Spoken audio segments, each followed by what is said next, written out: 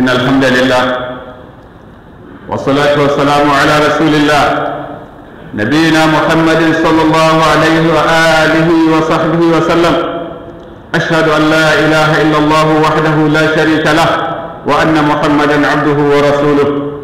يا أخو ما سجرما سأقول خطبة تكي إسروا أولا الجمعة شيني سام والولاء da jin daɗi da warwaran zuciya da kuma dalilai ko kuma hanyoyin samun sa a rayuwar musulmi.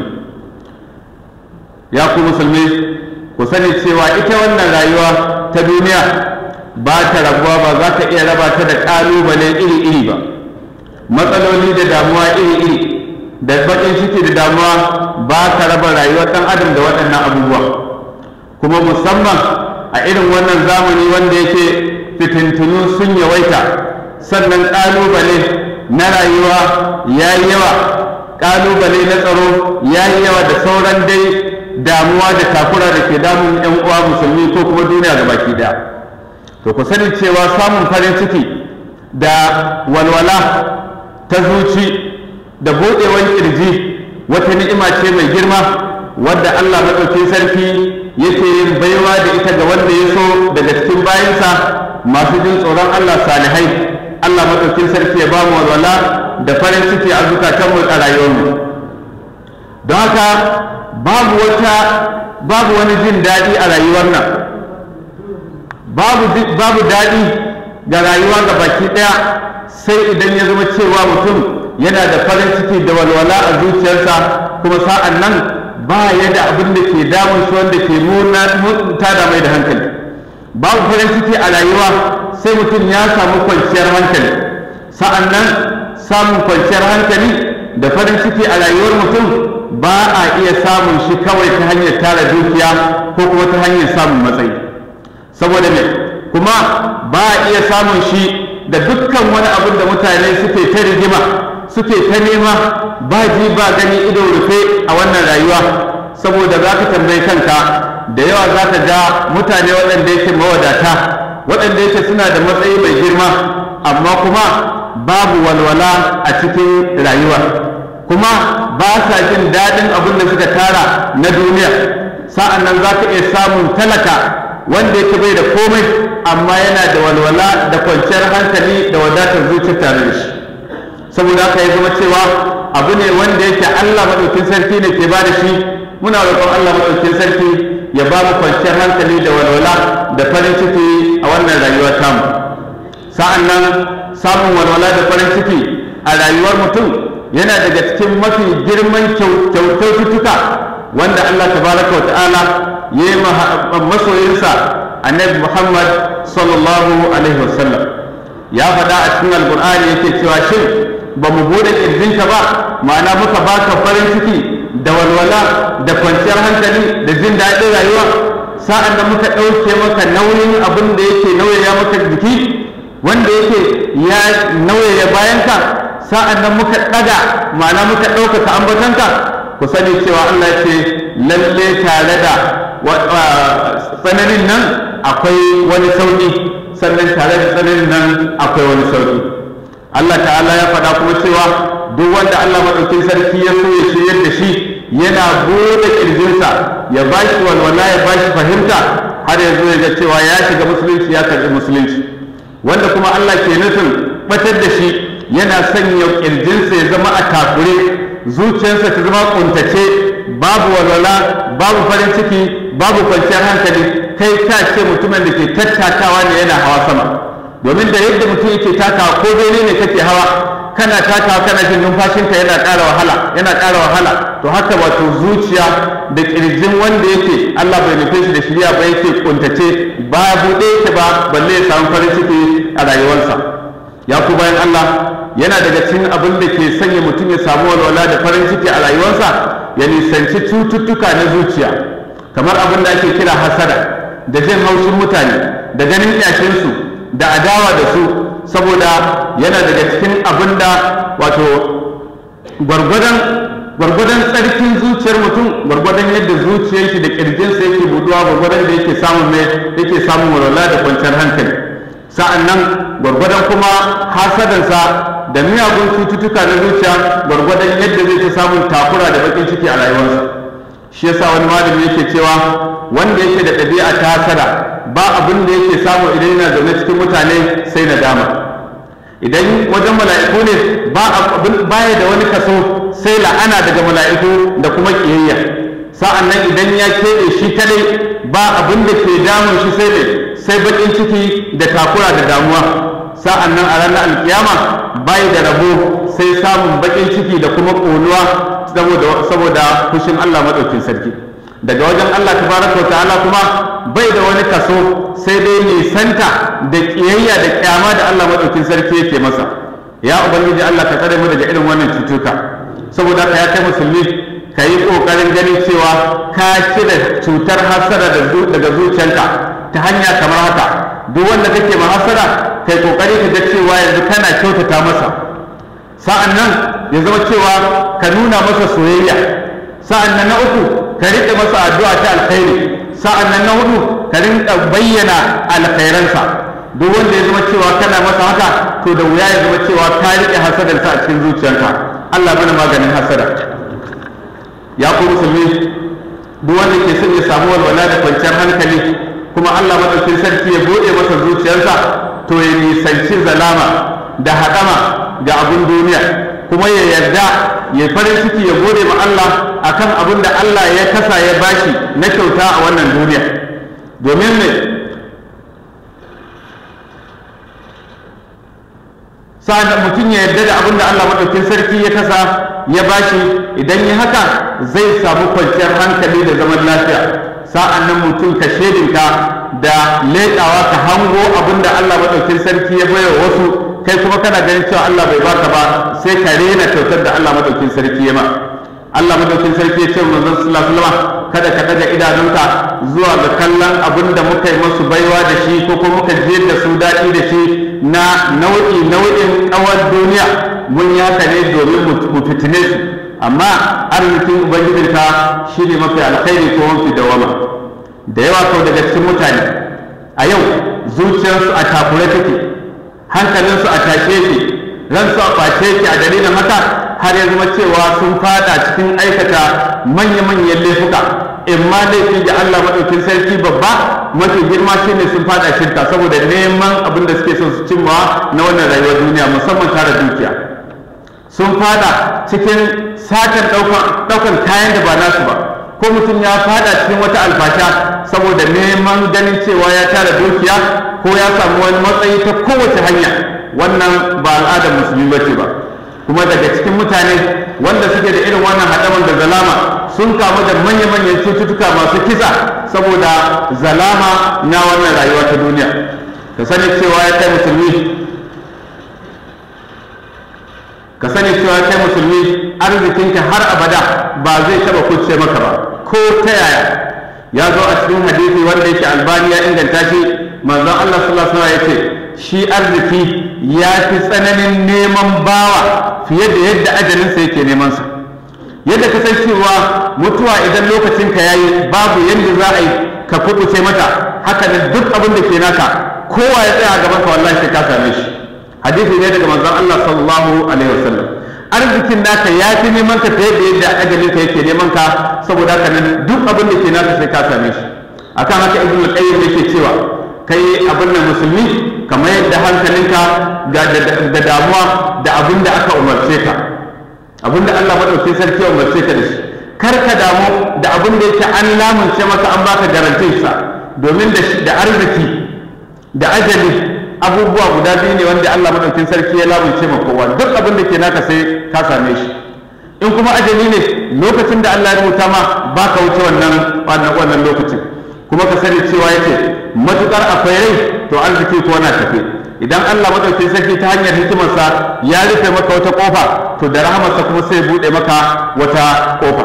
To ya kamata musulmi ya zama koyaushe yana cikin walwala da kwanciyar hankali da tabbacewa duk abin da ke nashi sai ya same shi ba tare da yayi zalama ko yayi shirka ko yayi sata ba. Allah ya kare mu.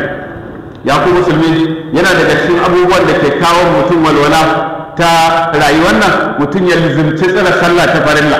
da sallah ta nafila. Allah tabaraka wa ta'ala ce ku nemi taimakon Allah madaukin sarki ta hanyar yin haƙuri wajen tsayar da sallah. Ku sani cewa lalle ita sallah mai abu ce mai girma sai dai ga waɗanda yake masu jin tsoron Allah. Hadisi ya zo a Musnad, ma'aikin Allah sallallahu alaihi wasallam ya kasance ya ce duk lokacin da wani abu ya dami ma'aikin sallallahu alaihi wasallam gaugawa yake kawai sai shiga sallah, saboda sallah tana warware mutum abin da ke damunsa, kuncin zuciya da ɓacin rai da matsaloli na rayuwa.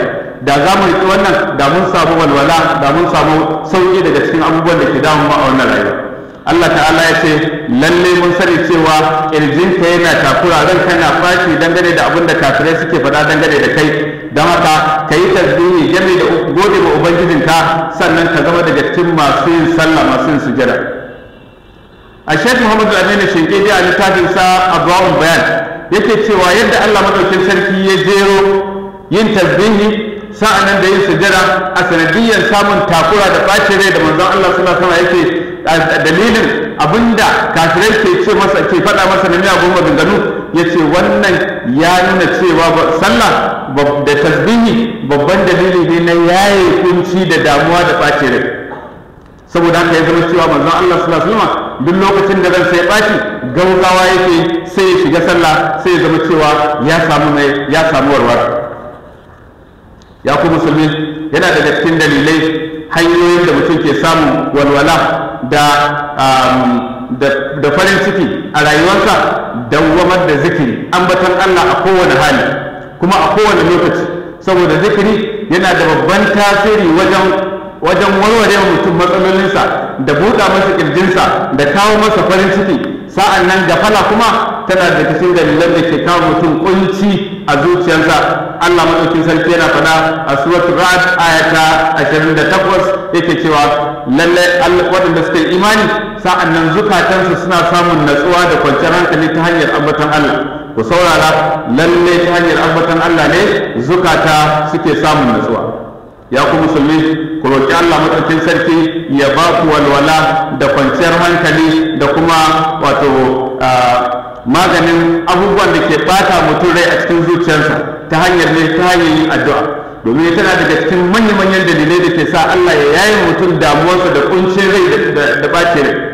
Kuma yin addu'a yana daga cikin manya-manyan abubuwa makami da annabawa da mursalai suka yi riko da shi wajen neman Allah ya warware masu damuwarsu a kan aikin da Allah maɗaukin sarki ya ɗora musu. Ga annabi Musa alaihi salatu wassalam, lokacin da aka ɗora masa gagarumin aiki na annabta da isar da manzanci zuwa ga mafi ɗagawar mutane a duk duniya ga baki ɗaya shine Fir'auna, wanda ya fi kowa tsananin kafirci. Mai Musa alaihi salatu wassalam ya fuskanci Allah tabaraka wa ta'ala ta hanyar yin addu'a Allah madaukin sarki ya sauƙaƙe masa wannan al'amari. Yace ne, ya Allah ka buɗa min kirjina, ma'ana ya Allah ka yaye min ɓaci rai da damuwa, ka bani farin ciki da walwala, kar ka bari ya zama cewa na samu takura da ɓacin rai da zai hana in wannan aiki. Sa'an nan yace, ya Allah ka sauƙaƙe mani al'amarina, sa'an nan ka warware ƙulli da ke harshe na ta yadda yake mutane na za su fahimci saƙona. Sai Allah har zuwa inda Musa yake cewa da shi da Harun domin mu ambace ka sau da yawa. Bayan da suka gama wannan addu'ar ne faru, Allah tabaraka wa ta'ala take ya ba su amsa yace qad utita su'laka ya Musa, an karba an amsa addu'o'inka da abubuwan da kake roƙo an baka. Kai akan haka na Allah tunatar da kai mun yi maka baiwa a wani karo daban. Kaga kenan yin addu'a tana daga cikin abun da ke ba mutum walwala, ta yaye mutum ɓaci rai, ta hana masa kuncin rayuwa, ya ji cewa shi rayuwar ma ga in ma dai wani ma sai ya cewa ya ji ya rataye kansa. Alhamdulillah galibi za su ga cewa ba musulmi ke yin wannan ba. Musulmi yana dogara da Allah tabaraka wa ta'ala, amma duk abin da ya dame ka ka riƙe waɗannan asbab din, ka riƙe yin sallah, ka yawaita zikiri, ka yawaita addu'o'i, za ka ga cewa Allah madaukin sarki yana yaye maka abin da ke damun ka, kuma yana kawo maka farin ciki a wannan a rayuwarka. Sa'annan yana daga cikin addu'o'in da aka ruwaito suka tabbata daga manzon Allah sallallahu alaihi wasallam, wanda musulmi idan ya rike su zai rika yin amfani da su wajen neman Allah madaukin sarki ya yaya masa kunci na rayuwa, ya yaya masa ɓaci rai, shine abinda Abdullahi ibn Mas'ud ya ruwaito. cewa manzon Allah sallallahu alaihi wasallam ya ce duk wani babu wani mutum a yanke gaba ɗaya, ba wani musulmi a duniyan nan wanda wani baƙin ciki ko wani ɓaci rai ko wata damuwa za ta samu ya karanta wannan addu'a.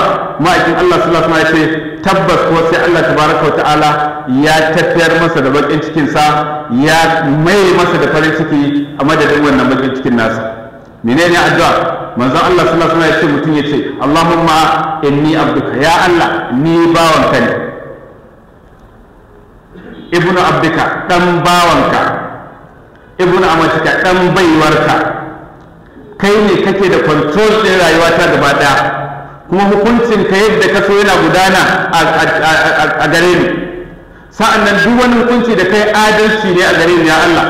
Ya Allah, ina roƙonka da dukkan wani suna wanda yake daga cikin sunanka, wanda kai makanka suna da shi, ko ka saukar da shi a cikin littafinka, ko ka karantar da wani daga cikin bayanka wannan sunan, ko kuma ka keɓance kanka da shi ta hanyar ilimin gaibi a wurinka. Ya Allah, ina roƙonka da waɗannan sunaye gaba ɗaya ka sanya alƙur'ani ya zama dausayin zuciyata, hasken ƙirjina, mai yaye bakin ciki na da kunci na, kuma mai tafiyar da damuwata. Ma'aikin Allah sallallahu alaihi wasallam ya ce tabbas sai Allah madaukin sarki ya yaye mutum damuwansa da kuncinsa, kuma ya mai masa da farin ciki. Jin haka sai sahabbai suka ce ya manzon Allah, ya kamata mu koyi waɗannan kalmomi.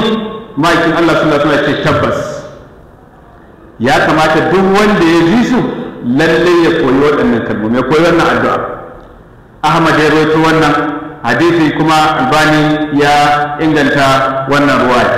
Sa'annan da ƙarshe ya ku ƴan uwa, ku riƙe waɗannan sabubba da aka ambata da wasu da yawa waɗanda yake ba ambace su ba, kuma ku nemi taimakon Allah tabaraka wa ta'ala wajen cewa ya ba mu walwala a zuciyarmu, ya yaye mana kuncin rayuwa, sa'annan kuma ya taimake mu, ya warware mana dukkan abin da ke damu mu, sawa'un kai kaɗai abin yake damu ko kuma yana damun al'umma ga baki daya. To ire-iren waɗannan abubuwan su ake amfani da su, sai ga cewa musulmi ba ya da shi amma hankalinsa kwance. Sa'an nan wanda kuma bai riko da waɗannan sabubban ba, sai ga cewa yana da shi amma kuma babu godiya, kuma kullum cikin tashin hankali yake. Sai ka ga kai da kai a matsayinka na talaka za ka kwanta kai baccinka hani'an mari'a, lokacin da kake so ka tashi cikin dare ma ka tashi kai nafiloli, amma sai ka ga wani yana da halin, yana da komai, amma kuma baya ko bacci bai iya sai ya sha abubuwa da ba abin da kake sha.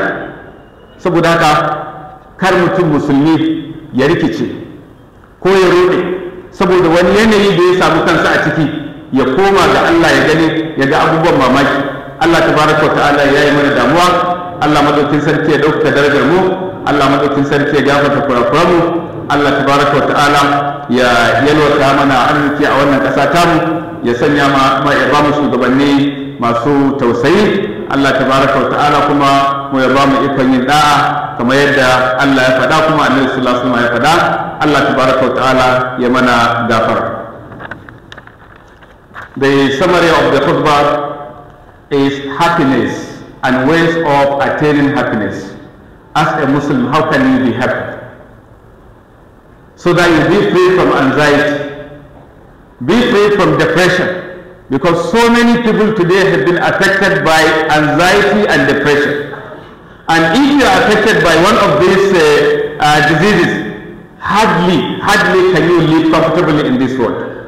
And in the end, he who is depressed, it leads to so many bad things, and worst of them is committing of suicide.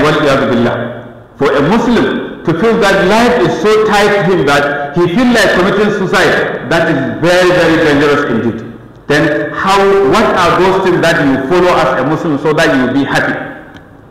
You know, this life as it is naturally life of temptation, life of trial. There is nobody who is free from one challenge or the other. Nobody. Whether he is occupied a particular position, or he controls billions, or this is that, no one is free from one challenge or the other, or one problem or the other. This is the nature of life. Then if this is the case, then how can you attain, how can you acquire happiness? How can you be free from anxiety and depression as a Muslim? Islam has answer to all those things. Therefore, we should know that it is not only wealth or position that can make you to be happy. So many people control billions, but they are not happy. So many people are acquiring high positions, but they are still not happy. But some people are there, they are poor, hardly can they get their daily bread, but still they are comfortable, they are happy, they are praising Allah subhanahu wa ta'ala for the blessing of life and the blessing of what He has given to them. This is what you are expected to be as a Muslim. Therefore, it is a great ni'mah that Allah subhanahu wa ta'ala bestows to whom He wishes. That's why it is one of the greatest gifts that Allah subhanahu wa ta'ala gives to our noble messenger Muhammad sallallahu alaihi wasallam by saying that Alam nashrah laka sadrak. Have we not expanded your breast? We made you happy, we relieve you of sorrow, anger, anxiety, and so on. This is one of the greatest blessings and gifts that Allah subhanahu wa ta'ala bestowed on our messenger Muhammad sallallahu alayhi wa sallam. O you Muslims, if you want to be happy, make sure that you avoid all diseases of heart, such as envy. Don't envy anybody. Whatever Allah has given him, ask Allah subhanahu wa ta'ala to give you. Allah can give you more than what He has given him. Why should you be envious to a particular person? It means that it is not that person you are fighting. You are fighting what? You are creator Allah subhanahu wa ta'ala who has given him.